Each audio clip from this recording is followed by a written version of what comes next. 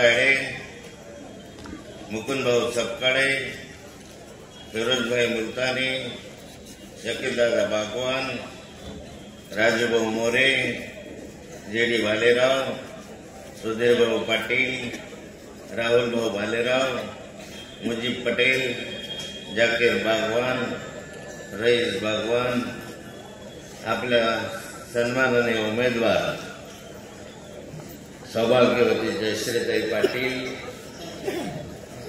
महाजन पाटील,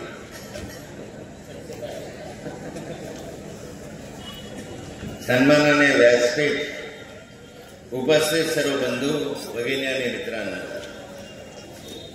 येणाऱ्या 20 तारखेला महाराष्ट्र विधानसभेची निवडणूक होऊ घातलेली आहे आणि या निवडणुकीसाठी महाविकास आघाडीचे उमेदवार म्हणून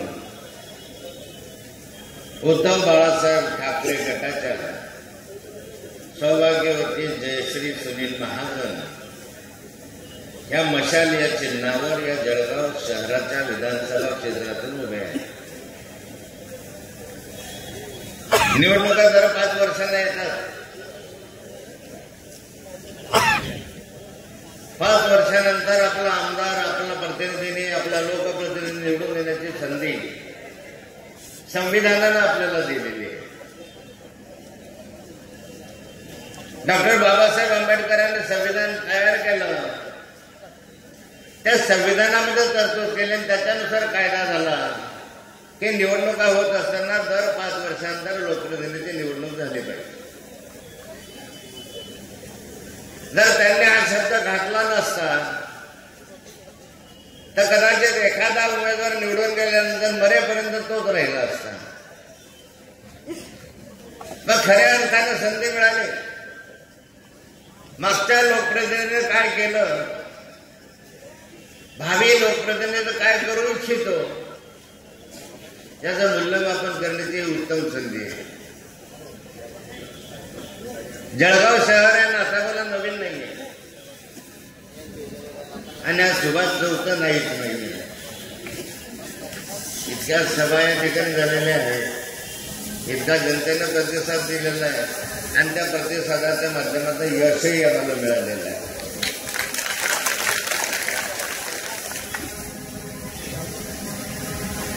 म्हणून मागच्या 10 वर्षाच्या कालखंडामध्ये जळगावमध्ये काय झालं,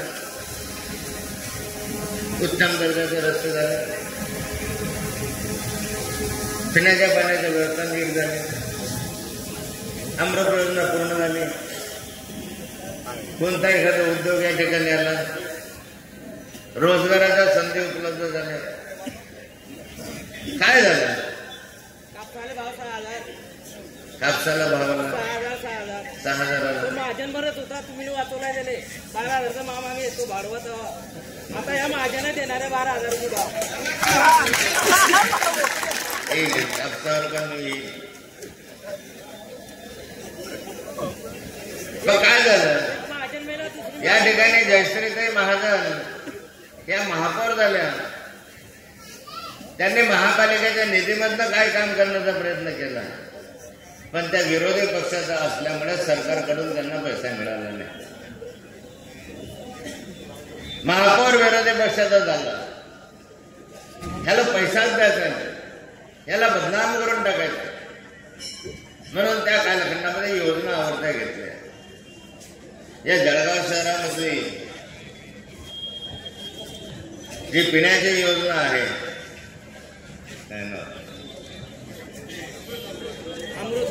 अमृत योजना, ते अमृत योजना मी मंत्री असताना कॅबिनेटमध्ये विशेष मंजूर केली. सरकार कोणाचं असतं पण मंत्री होते. पण त्या कालखंडामध्ये आदरणीय सुरेशदादा जैन यांचं सरकार होतं, महापौर त्यांचा होता. पण मी हा विचार केला नाही की हा महापौर त्यांचा आहे, सरकार त्यांचा आहे, सुरेशदादांची बॉडी आहे, या जळगाव शहराला आपण कशी योजना द्यायची हा त्यावेळेस विचार मी असा कोणत्या मनाचा नव्हतो. आपण योजना मंजूर केली, अमृत योजना. कॅबिनेटने ठराव केला, केंद्राने त्याला मंजुरी दिली.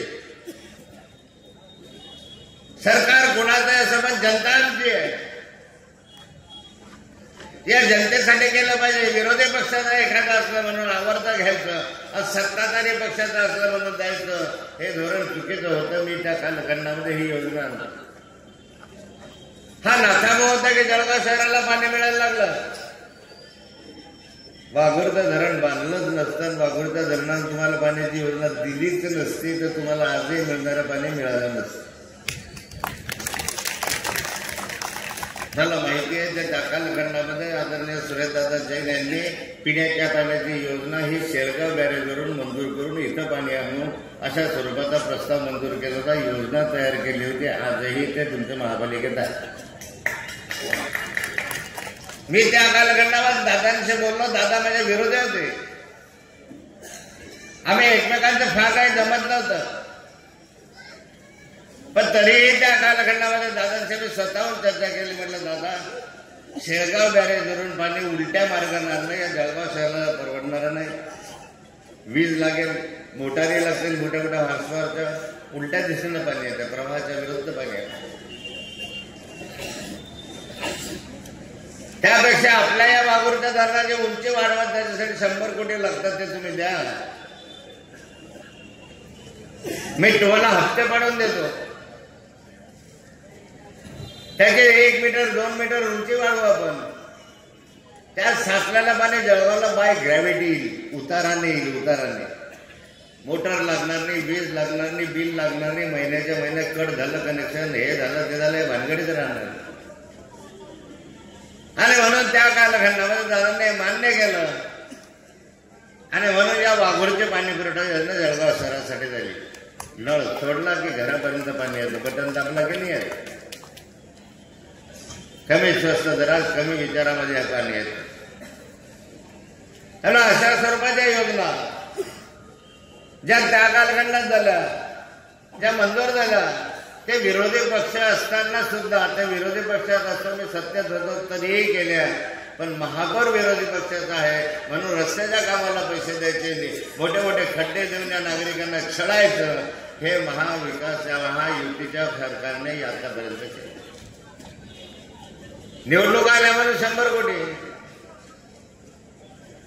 निवडणुका आल्या म्हणून तुम्हाला रस्ते दिसायला लागले की आता जरा बऱ्यापैकी रस्ते करूया. निवडणूक आल्या म्हणून निवडणुकीत लोक विचारतील क्या हो गया.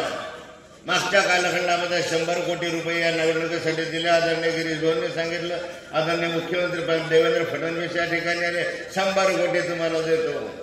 मागच्या बरं 100 कोटी तुम्हाला देतो सांगितलं. 100 कोटी कुठे मिळाले? मिळाले टप्प्याटप्प्याने मिळाले. ते अर्धे या खड्ड्यांमध्ये जिरले आणि अर्धे रस्त्यांच्या कामासाठी उरले. कुठे? देवेंद्र फडणवीसांनी सांगितलं की सुवर्ण नगरी आहे, या सुवर्ण नगरीला मी सिंगापूर करून टाकेल. सिंगापूर. अरे मलकापूर झालं तर सिंगापूर कुठे कुठे गेलं? नुसत्या निवडणुका आल्या म्हणून रस्त्यांना पैसे द्यायचे, निवडणुका आल्या म्हणून लाडकी बहीण योजना सुरू करायची. लोक काय मूर्ख आहे का, वेडे आहे? तुम्हाला समजत नाही का? निवडणुका आल्या म्हणून लाडकी बहीण आहे, 1500 रुपये लाडकी बहीण. निवडणुका आल्या म्हणून 50 रुपयाची साडी. किती रुपयाचे? 50 हा यांचा आवडता आकडा आहे. 50 खोके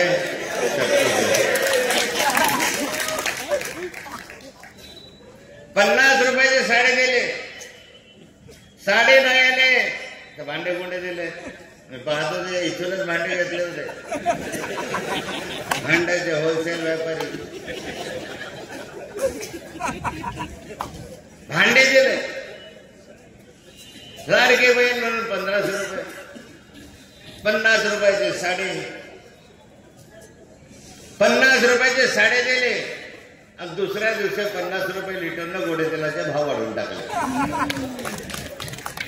वाढले की नाही वाढले? 140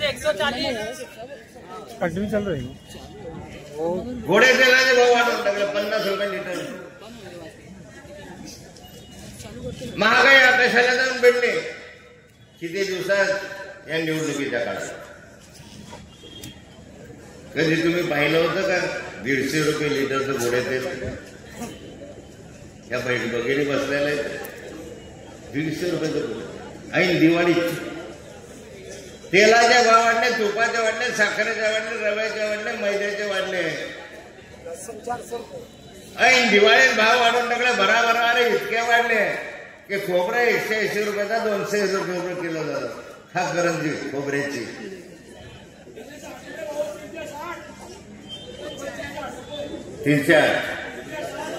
360 खोबरं 90 रुपये पाव शेर.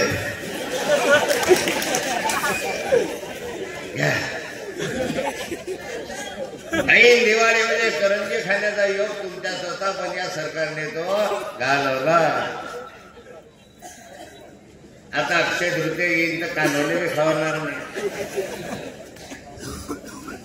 महागाई आकाशाला जाऊन भेटले. ह्या महिला बघितले बसल्या त्या ठिकाणी. मी बाफना ज्वेलर्सचा तो बोर्ड वाचत होतो, रतनलालजी बाफना ज्वेलर्स, आणि त्याची जाहिरात पाहत होतो. तुम्ही पाहिले का ती जाहिरात? काय छान येते. पण सगळ्या महिला त्याच्याकडे पाहून नुसत्या झुरत आहे. तो हार माझ्या गळ्यात असला तर, ते माझ्या कानात असलं तर, ते माझ्या गळ्यात दुसरं असलं तर. महिलांचं स्वप्न अधुरं राहिलं. 80,000 रुपये प्रति तोळा सोनं झालं.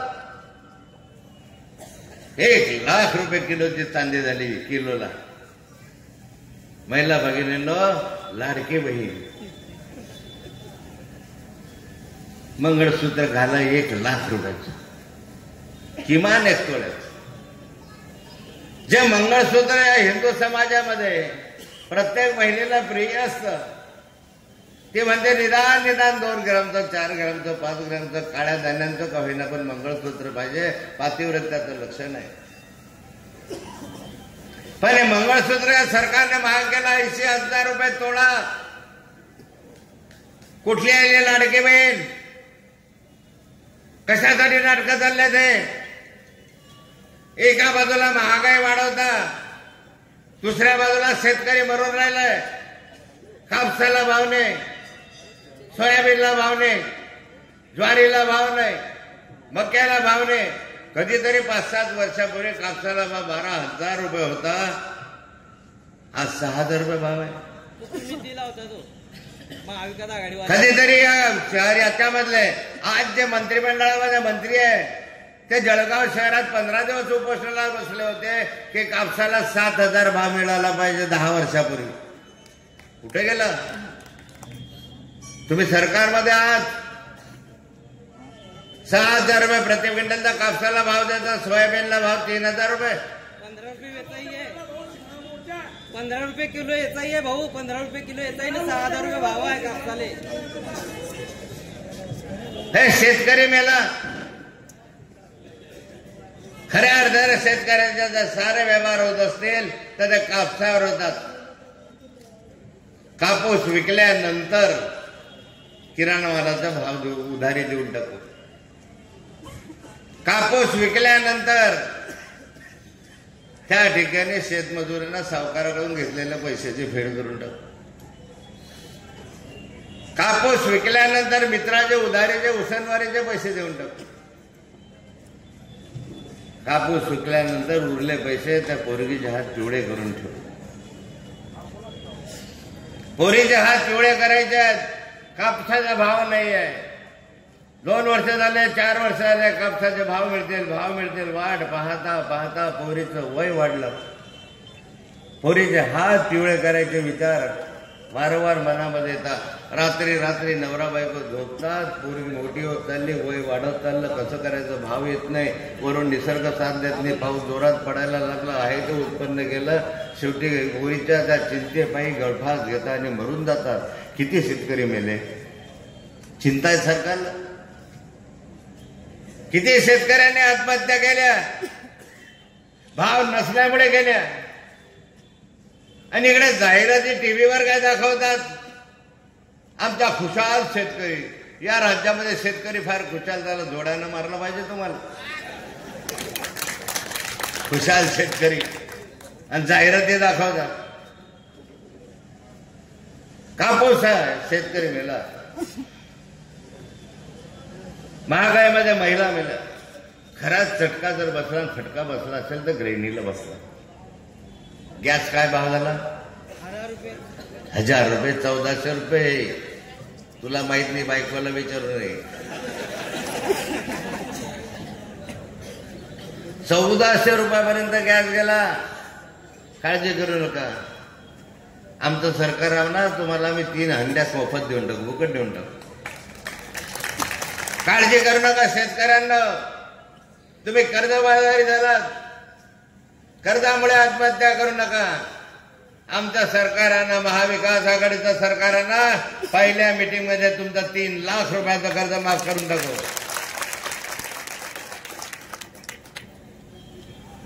3 लाख रुपयाचं कर्ज माफ करण्यात आलं.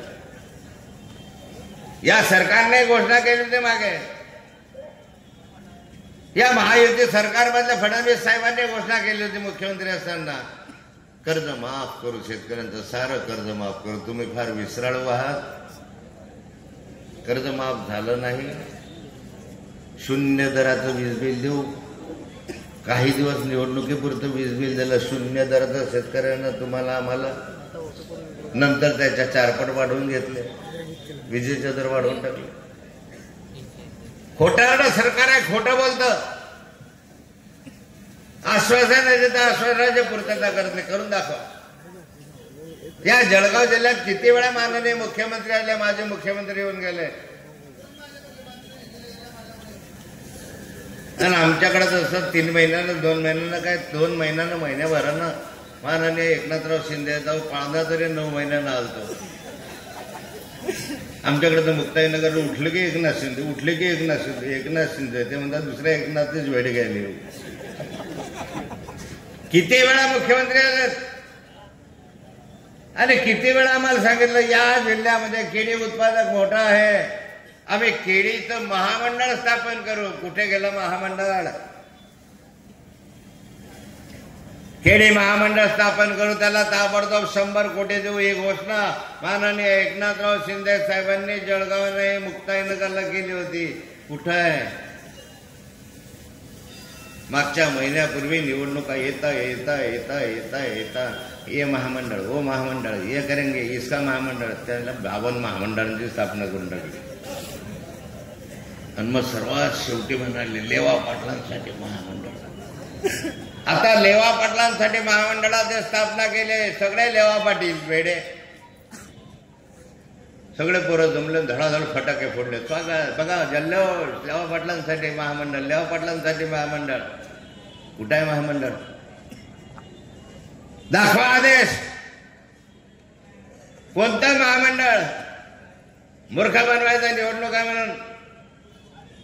गुजर समाजासाठी महामंडळ. कुठं आहे गुजर समाजाचं महामंडळ? खोटं बोलण्याची काही मर्यादा असते. तुम्हाला माहीत झालंय की तुम्ही निवडून येणारच नाही आहे.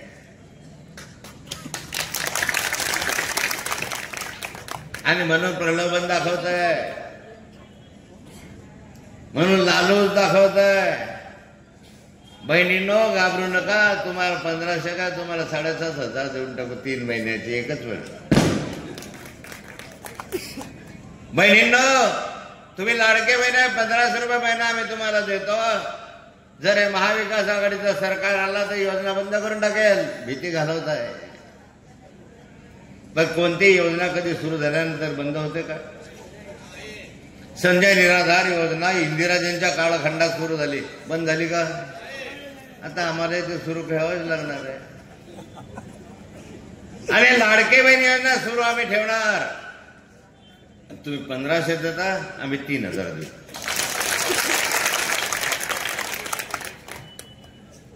लाडक्या बहीण योजनेला आम्ही 3000. काय बनबिन करणार नाही, खोटं पसरवतात. या ठिकाणी मोठ्या प्रमाणावर गैरव्यवहार, भ्रष्टाचार व्हायला लागले. सरकार कसं खोटारडं आणि कसं आलंय सरकार तुम्हाला माहिती आहे. हे सरकार अनैतिक आहे, अनैतिक मार्गाने हे सरकार आलंय. हे सरकार लोकांनी निवडून दिलेल्या लोकप्रतिनिधींच्या माध्यमातून जरी आलं तरी अनैतिक मार्गाने आलं. एका रात्रीखाली 50 खोके, एका रात्रीखाली आमदार फुटले. एका रात्रीखाली ते इथून मुंबईवरून सुरत, आपल्या काय म्हणतात गुजरातला गेले, सुरतला गेले, सुरतवरून गुवाहाटीला गेले, गुवाहाटीवरून गोव्याला आले, गोव्यावरून मुंबईला पोहोचले, मुंबईला पोहोचले, इकडून गेले खाली हात, तिकडून आले 50 खोके एकदम 50 खोके घेऊन सरकार पक्ष फोडले. सरसेनापती बाळासाहेब ठाकरेंनी उभं आयुष्य घातलं शिवसेना वाढवताना.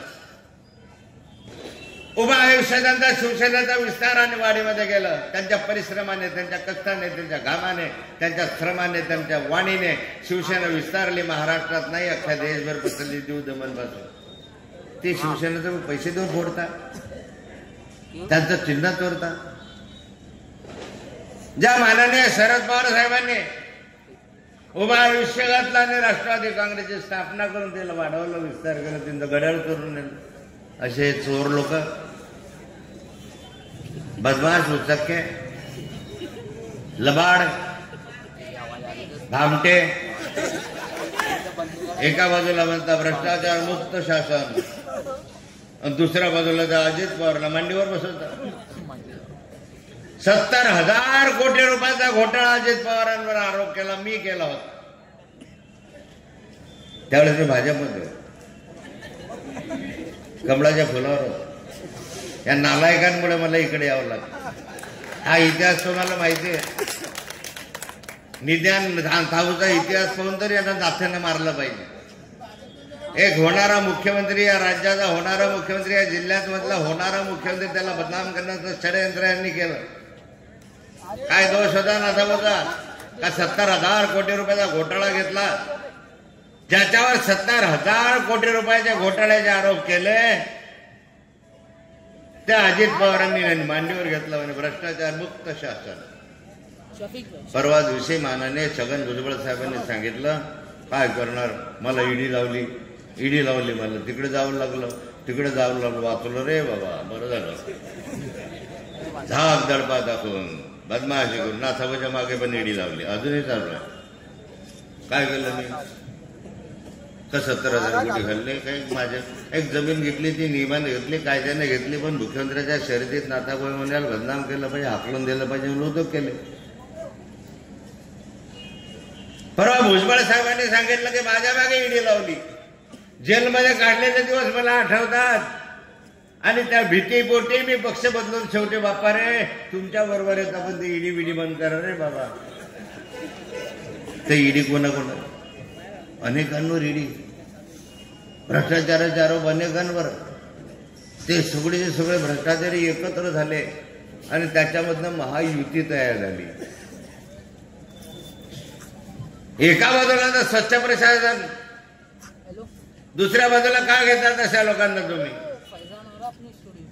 आणि मग अशा स्थितीमध्ये राहिले. सरकार चालवण्यामध्ये रस नाही, खुर्ची टिकवण्यामध्ये रस. या राज्याची कायदा सुव्यवस्था बिघडली, राज्याची कायदा सुव्यवस्था बिघडली. मी या महिला भगिनींना सांगेल, घाल मंगळसूत्र, एक तोळ्याचं मंगळसूत्र घाल आणि फिर जरा त्या मार्केटमधून, त्या टावर चौकातून जा,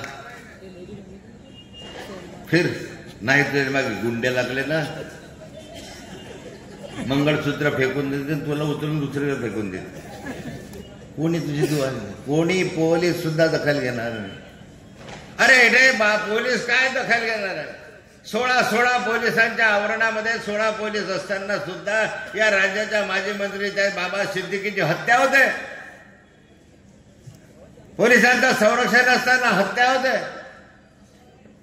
या राज्याचे गृहमंत्री माननीय देवेंद्र फडणवीस साहेब यांना धमक्या येतात. तुला चिरून टाकेल, तुला मारून टाकेल. या राज्याचा गृहमंत्री सुरक्षित नाही आहे.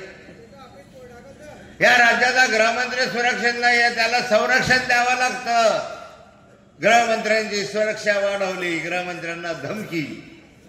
अरे तुम्ही आम्ही कोण लावले त्या गृहमंत्र्याला धमक्या, गृहमंत्र्याला सुरक्षा? तर तुम्हाला आम्हाला काय पुतळ्यासारखं कुठे उचलून फेकलं तर कोणाला माहिती पडतं. या राज्यात गृहमंत्री सुरक्षित नाही. या राज्यात माजी मंत्र्यांची हत्या होतात. या राज्यामध्ये निवडणुकीच्या कालखंडामध्ये माझ्या मतदारसंघाच्या उमेदवारावर गोळ्या मारल्या जातात. हे काय बिहार आहे का महाराष्ट्र आहे?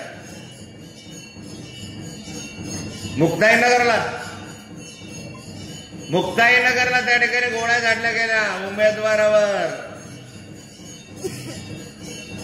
आणि ज्याने गोळ्या झाडल्या तो पोलिसांनी पकडला.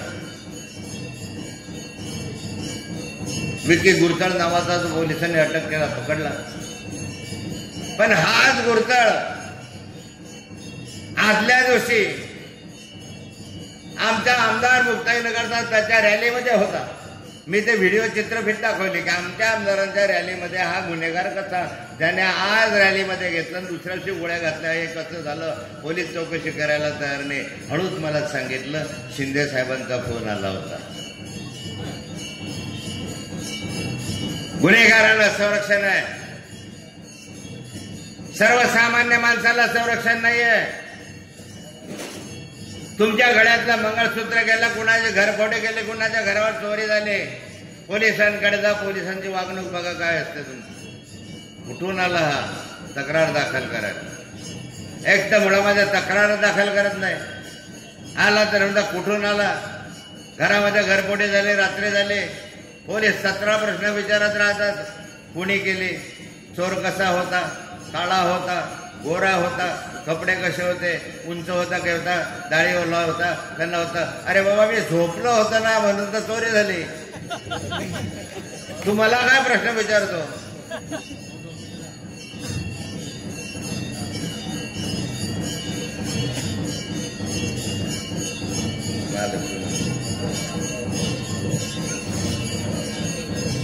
कायदा सुव्यवस्था राहिलेली नाही. भ्रष्टाचार बोकाळला. भ्रष्टाचार एवढा टोकाला गेला की त्या छत्रपती शिवरायाचा पुतळा त्या दिवशी कोसळला. निष्कर्ष आला की याच्या बनवण्यामध्ये भ्रष्टाचार झाला. भ्रष्टाचार कुठे करावं हे तर तुम्हाला तारतम्य ठेवलं पाहिजे की. छत्रपती शिवरायाचा पुतळा, तो पुतळा म्हणजे कधी वाऱ्यानं कोसळला, कोणी वादळानं कोसळला. कोसळला कसा? हा सुभाष बाबूंचा पुतळा कित्येक वर्ष मी लहान होतो तेव्हापासून पाहतोय, जसाचा तसा आहे, जसाचा तसा. छत्रपती शिवरायाचा पुतळा आपल्या जळगाव शहरात उभा आहे, जसाचा तसा आहे. सावरकरांचा पुतळा सन्मानानं उभा आहे, पण जसाचा तसा आहे, कधी तर पडला नाही. छत्रपती शिवरायाच्या स्मारकामध्ये भ्रष्टाचार. ज्या छत्रपतींना महाराष्ट्र राखला, जे छत्रपती म्हणून तुम्ही आम्ही जगलो राहिलो, नाही तर तुमची आमची असे माझे छत्रपती शिवराय ज्याने दिल्लीचं तख्त गदा गदा हलवलं. ज्या छत्रपतीने निजामावर दाशत केले, आदिलशहाला बसवला असा माझा छत्रपती. त्या छत्रपतीच्या पुतळ्यामध्ये गैरवार होता आणि त्याचा छत्रपतीचा पुतळा पडतो. एक पुतळा पाहत असताना समोर पुतळा पाहिला तर असं वाटतं की हा छत्रपतीचा पुतळा आहे. हा छत्रपतीचा सुरम्य पुतळा बघून डोळ्याच्या काठी नकळत जमले पाणी. छत्रपती शिवरायाचा पुतळा पाहता बरोबर डोळ्याच्या काठावर आपलं नकळत पाणी जमतं की राव आमचा शिवराय, ज्याने दिल्लीचा तख्त गदा गदा हलवला, ज्याने सुरत पासून सर्वांना जेरेस आणला, ज्याने निजामाला पळवून लावला, देशाला पळवून लावला आणि त्याने हिंदुत्व या ठिकाणी जिवंत ठेवलं होतं माझा छत्रपती. आणि त्या छत्रपतीच्या याच्यामध्ये तुम्ही हे करता. वर्षानुवर्ष झाले तर त्या समुद्रकाठामधला छत्रपती शिवरायाचं स्मारक का बांधलं गेलं नाही? 100 गोष्टी करा तुम्ही. पण माझ्या शिवरायाचा स्मारक का बांधलं गेलं याचं उत्तर मला पाहिजे. किती वर्ष झाले आदरणीय नरेंद्र मोदी साहेबांच्या हस्ते तुम्ही त्याचं उद्घाटन केलं, भूमिपूजन केलं. आजपर्यंत विटेवर वीट ठेवले नाही. अरे एखादा धरण झाला काय नाही झाला, एखादा रस्ता काय झाला नाही झाला, पण आमची अस्मिता ज्या ठिकाणी आहे असे पुतळे जिवंत राहिलेच पाहिजे आणि ते तुम्ही जिवंत ठेवलेच पाहिजे. पण का नाही झालं? भ्रष्टाचारानं पोखरलेलं हे सरकार, या सरकारला बदलण्याची वेळ आली. बदलावा. हे सरकार जे आहे हे सरकार संविधानावर आदर करणारं नाहीये. हे सरकारची प्रामाणिक इच्छा संविधानानुसार काम करायचे नाही. मोडतोड फोडतोड राजकारण आहे सरकारमध्ये आहे. फोडाफोडीचं राजकारण आहे. आणि वरून महादेव आपल्या फडणवीस साहेब म्हणतो हो आम्ही फोडलं. अरे वा, अभिमानानं सांगता आम्ही सरकार फोडले, आम्ही पक्ष फोडले. हे फोडाफोडीचं राजकारण या महाराष्ट्राच्या इतिहासात कधी घडलं नव्हतं. महाराष्ट्राचा इतिहास आम्ही पाहिलं नाही. 30-35 वर्ष झाला आमदार आहे. 30 वर्ष मी निवडून आलं, 6 वर्षासाठी परत आमदार आहे. पण असा अनुभव मी कधी पाहिला नाही. इतकं नारळ विकृत घाणेरडं राजकारण या लोकांनी महाराष्ट्रामध्ये सुरू केलं. 50 खोक्यामध्ये विकले जात असतील लोकप्रतिनिधी तर तुम्हाला आम्हाला केव्हा विकून टाकतील याचा नियम नाहीये. काय चाललंय या राज्यामध्ये? आणि मग याच्यामध्ये बेरोजगारी वाढली.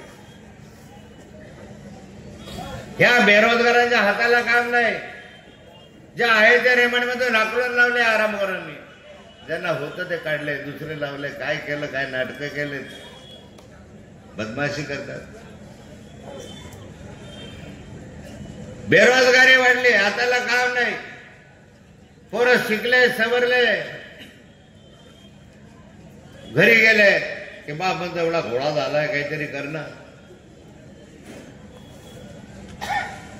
काय करणार? मुलगा म्हणतो इकडे नोकरी मागतो तिकडे मागतो. या सरकारनं सरकारी नोकऱ्या बंद करून टाकल्या. सरकारी नोकऱ्यांवर स्थगिती आणली. 2.5 लाख सरकारी नोकऱ्यांवर बंदी आणली. स्टे आणला सरकारने भरतीवर. महाविकास आघाडीचं सरकार द्या, 2.5 लाख बेरोजगारांना सया नोकरीची संधी आम्ही उपलब्ध करून देऊ. ज्याला नोकरीची संधी उपलब्ध करून दिली नाही त्या प्रत्येक सुशिक्षित बेरोजगाराला 4,000 रुपये बेकार भत्ता आमचं सरकार आल्यावर तुम्हाला आम्ही देऊ.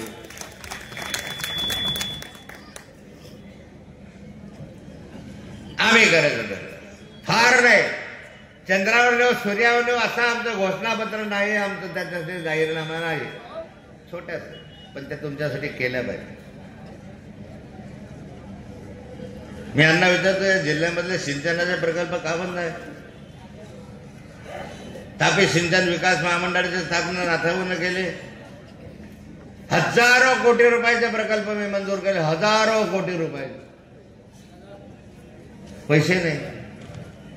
अरे पैसा शेतकऱ्याच्या खिशात आला तर सोनं घ्यायला येणार आहे.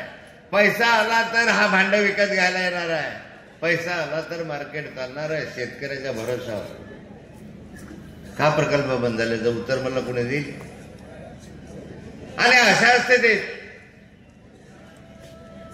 आपल्या आमदारकीसाठी जयश्रीताई उभ्या आहेत. विधायक म्हणून उभ्या, सुशिक्षित आहे, MA BEd झालेलं आहे, शिक्षकी पेशाचा अनुभव, शिक्षकांविषयीचा आदर आपला मनामध्ये आहे.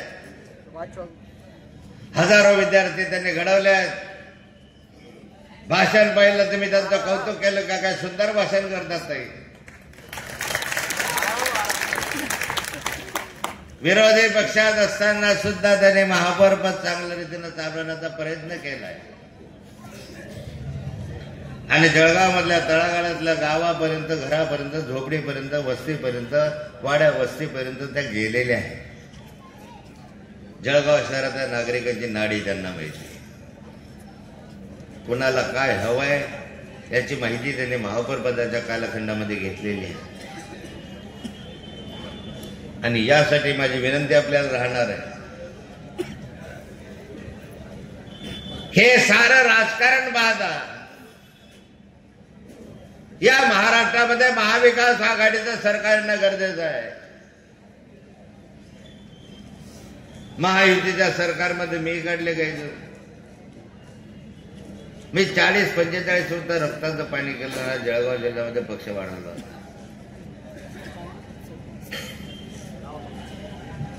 पण माझ्यासारख्या कार्यकर्त्यांना ज्यांनी 40 वर्ष रक्ताचं पाणी करून पक्ष वाढवलं, सरकारमध्ये यांना आणलं, अनेक आमदार केले, अनेक खासदार केले, अनेक जिल्हा परिषदेचे अध्यक्ष माझ्या सूचनेनुसार झाले. पक्षाने माझी सूचना मान्य केली म्हणून केले. आज त्या नाथाबोला हे झाले नाही तर तुम्हाला काय होणार नाही. ज्याच्या आयुष्यात एकही आरोप नव्हता, नाथाबोच्या आयुष्यात 40 वर्षाच्या 45 वर्षाच्या जीवनात एक सुद्धा आरोप नव्हता की नाथाबोनं पैसे खाल्ले, नाथाबोनं नोकरीचे पैसे घेतले का, याचे पैसे घेतले का, त्याचे पैसे घेतले. मी वारंवार आमच्या भाषणामधून सांगायचं झालं तुझ्या नोकरीचे पैसे घेतले असतील असं एकानं सांगावं 40 वर्षामध्ये, आणि येऊन इथं बुटांना मारावं नाथाबोले. कशासाठी मग नाथाबोला उडवलं तुम्ही? फक्त या खानदेशचा मुख्यमंत्री होऊ नये, या महाराष्ट्राच्या इतिहासात अजूनपर्यंत खानदेशचा मुख्यमंत्री यांनी होऊ दिला नाही. कोकणामधले मुख्यमंत्री झाले असतील, मराठवाड्यातले झाले असतील, विदर्भातले झाले असतील, पण खानदेशमधला एकही मुख्यमंत्री या 75 वर्षाच्या कालखंडात होऊ गेले नाही. जे जे मुख्यमंत्री पदाच्या गावाला गेले, शर्यतीमध्ये गेले, त्यांचे पायच कापण्याचं काम यांनी केलं. हेच ते माणसं. अशा माणसांना मदत करायची आपल्याला. खानदेशी माणूस स्वाभिमानी आहे, आम्हाला मान सन्मान आहे. ज्यांनी आम्हाला फसवलं, ज्यांनी 50-50 खोक्यांमध्ये आम्हाला विकलं, त्याच्या मागे आम्ही कधीच जाणार नाही आहे. या सरकारने महागाई वाढली, या वैनाचं मंगळसूत्र पावित्र्य जे मंगळसूत्र आहे ते महाग करून टाकलं. अशाने लाडकी बहीण म्हणण्याचा अधिकार नाहीये. एका बाजूला लाडकी बहीण म्हणायचं, दुसऱ्या बाजूला सोनं 1 लाख रुपये तोळा करून टाकायचं. कुठली बहीण लावली आहे? फक्त निवडणूक आहे लगे लाडकी बहीण, लाडकी बहीण, लाडकी बहीण. माझ्या लाडक्या बहिणीनो, तुम्ही सुज्ञ आहात, तुम्ही जाणकार आहात, तुम्ही जाणतात की सगळे प्रलोभन निवडणुकीसाठी चाललेले आहे. यांना दुसरं काही दिसत नाही आहे. काहीही करा पण सत्तेमध्ये या, असं यांचं धोरण झालेलं आहे. पण त्याला लबाडांचं आमंत्रण आहे, आम्ही असं करू तसं करू. यांनी काही केलं नाही. तुम्हाला काय मनाई होते का सरकारमध्ये असताना? आता सांगता की शेतकऱ्यांना असं देऊ, आता सांगता बेकारांना नोकऱ्या देऊ, आता सांगता की आम्ही लाडके बहिणीला 2000 देऊ. खोटं बोलणार आहे. म्हणून माझी विनंती राहणार आपल्याला, येणाऱ्या 20 तारखेला जयश्रीताई सुनील महाजन क्रमांक 2 या निशाणीवर बटन दाबून प्रचंड मताधिक्याने विजयी करा आणि या महाराष्ट्रामध्ये इतिहास घडवा. जय हिंद, जय महाराष्ट्र.